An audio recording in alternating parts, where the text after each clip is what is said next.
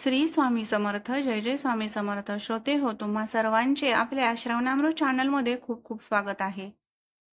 मागील व्हिडिओमध्ये आपण दशक 7वा यामधील समास 4था विमळ ब्रह्म निरूपण याविषयीचे विवेचन श्रवण केले. या व्हिडिओमध्ये आपण दशक 7वा यामधील समास 5वा द्वैत कल्पना निरसन याविषयीचे विवेचन श्रवण करणार आहोत. श्रोते हो, तुम्हाला जर आपल्या श्रवणामृत चॅनलवरील व्हिडिओ श्रवण करायला आवडत असतील तर चॅनलला सबस्क्राईब करा. त्याचप्रमाणे इतरांनाही शेअर करा. चला तर मग श्रवण करूयात द्वैत कल्पना निरसन. समर्थ रामदास स्वामी सांगतात की साधकाच्या दृष्टीने हा समास फार महत्त्वाचा आहे. कारण प्रत्येक माणूस हा स्वतःविषयी व जगाविषयी काही कल्पना निश्चित करतो. त्याची श्रद्धा, त्याची मूल्य, त्याची उत्तम जीवनाची धारणा व त्याच्या धडपडीची दिशा इत्यादी गोष्टी त्याच्या कल्पना समूहांवरती अवलंबून असतात. माणसाच्या कल्पना बदलल्या की त्यांची जीवनपद्धती ही आपोआप बदलते. कल्पना मायेचीच शक्ती असल्याने मोठी बलाढ्य असते. देहबुद्धीमुळे ती दृश्य पदार्थांकडे वळते. तेथे तिने मोठे चमत्कार केले आहेत. विज्ञान पंडितांनी निर्माण केलेली विलक्षण सूक्ष्म यंत्रे आणि दैनंदिन जीवनात घडवून आणलेल्या सुधारणा कल्पनेच्या सामर्थ्यानेच सिद्ध झालेल्या आहेत.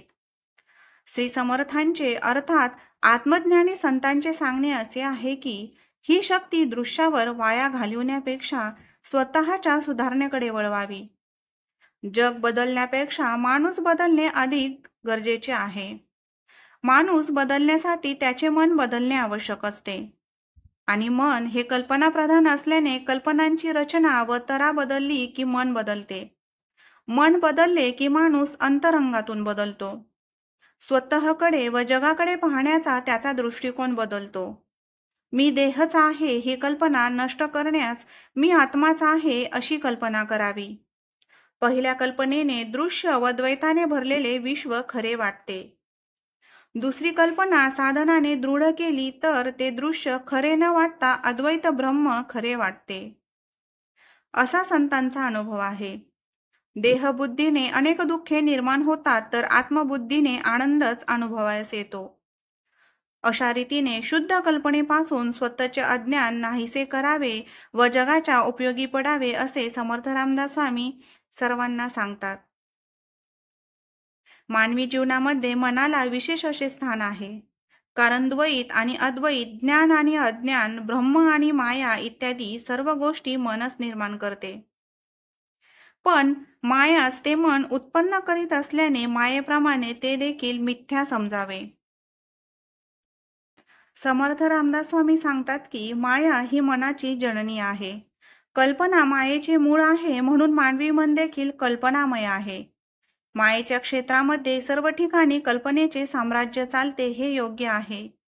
परंतु ती कल्पना मर्यादा ओलांडून ब्रह्माला गवसणी घालू पाहता तेव्हा अनवस्था प्रसंग येतो. कल्पना कशी जीवनामध्ये व्यापून आहे याचे वर्णन करताना सांगतात की चांगली आणि वाईट असे कल्पनेचे 2 प्रकार आहेत. चिंता, भय, हीनपणाची भावना, पुढे काय होईल याची काळजी, आळशीपणाने मनोराज्य या सगळ्या वाईट कल्पना समजाव्यात. तर ईश्वरावरती श्रद्धा, निर्भयता, चांगलेपणाची भावना, आशावादीपणा, यशाची खात्री या सगळ्या चांगल्या कल्पना समजाव्यात. वाईट कल्पना देहबुद्धी पोसतात व मन अधिक आकुंचित करतात.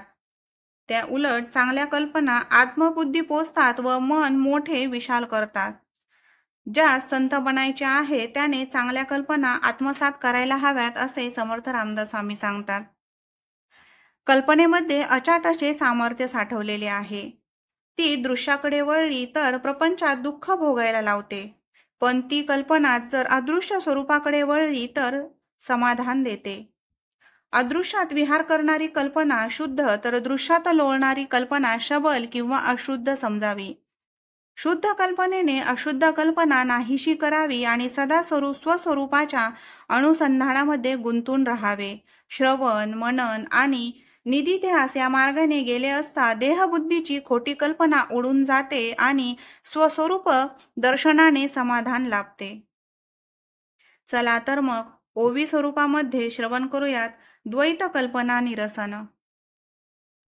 जय जय रघुवीर समर्थ, श्रीराम समर्थ, श्रीराम। केवळ ब्रह्म जे बोलिले ते अनुभवास आले, आणि मायेचेही लागले अनुसंधान श्रीराम। ब्रह्म अंतरी प्रकाशे आणि माया ही प्रत्यक्ष दिसे, आता हे द्वैत निरसे कवने परी हो श्रीराम। तरी आता सावधान एकाग्र करोनिया मन, माया ब्रह्म हे कवन जाणत आहे श्रीराम। सत्य ब्रह्माचा संकल्प मिथ्या मायेचा विकल्प, ऐसिया द्वैताचा जल्प म्हणीच करी श्रीराम। जाणे ब्रह्म जाणे माया ते एक जाणावी तुर्या, सर्व जाणे म्हणून या सर्व साक्षिणी श्रीराम। ऐक तुर्येचे लक्षण जेथे सर्व जाणपण, सर्वची नाही कवन जाणे लगा श्रीराम। संकल्प विकल्पाची सृष्टी झाली मनाची पोटी, ते मनची मिथ्या सेवटी साक्षी कवनो श्रीराम। साक्षत्व चैतन्यत्व सत्ता हे गुण ब्रह्माची माथा, आरोपले जाण वृत्था माया गुणे श्रीराम। घटमठाचेनी गुणे त्रिविधा आकाश बोलणे, मायेचेनी खरेपणे गुण ब्रह्मी श्रीराम। जव खरेपण मायेसी तवची साक्षत्व ब्रह्मासी, माये अविद्येचे निरासी द्वैत कैचे श्रीराम। म्हणोनी सर्व साक्षी मन तेची झालिया उन्मन, मग तुर्या रूप ज्ञान ते मावळून गेले श्रीराम। जयास द्वैत भासले ते मन उन्मन्न झाले, द्वैता अद्वैताचे तुटले अनुसंधान श्रीराम। एवं द्वैत आणि अद्वैत होय वृत्तीचा संकेत, वृत्ती झालिया निवृत्त द्वैत कैचे श्रीराम। वृत्तीरहित जे ज्ञान तेची पूर्ण समाधान, जेथे तुटे अनुसंधान माया ब्रह्मीचे श्रीराम। माया ब्रह्माईसा हेत मने कल्पिला संकेत, ब्रह्म कल्पने रहित जाणती ज्ञानी श्रीराम। जे मन बुद्धी अगोचर जे कल्पनेहून पर, ते अनुभविता साचार द्वैत कैचे श्रीराम। द्वैत पाहता ब्रह्म नसे ब्रह्म पाहता द्वैत नासे, द्वैताद्वैत भासे कल्पनेसी श्रीराम। कल्पना माया निवारी कल्पना ब्रह्म थावरी, संशय धरिया निवारी तेही कल्पना श्रीराम। कल्पना करी बंधन कल्पना दे समाधान, ब्रह्मी लावी अनुसंधान तेही कल्पना श्रीराम। कल्पना द्वैताची माता कल्पना ज्ञेप्ती तत्वता, बद्धता आणि मुक्तता कल्पना गुणे श्रीराम। कल्पनांतरी सबळ नसते दावी ब्रह्मगोळ, क्षणा एका ते निर्मळ स्वरूप कल्पी श्रीराम। क्षणा एका धोका वाहे क्षणा एका स्थिर राहे, क्षणा एका पाहे विस्मित होऊनी श्रीराम।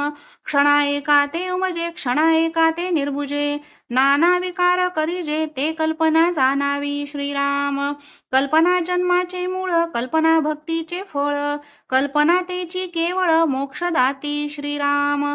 असो ऐसी हे कल्पना साधने दे समाधाना, एरवी हे पतना मूळची की श्रीराम।